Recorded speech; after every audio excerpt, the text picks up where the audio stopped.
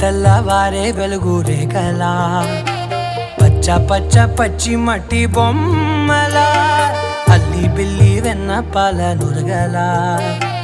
అచ్చ తెలుగు ఇంటి పూల కొమ్మలా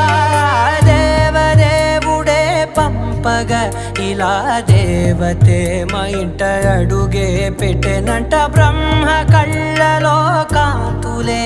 మా అమ్మలా మా కోసం మళ్ళీ లాలి పాడేనంట.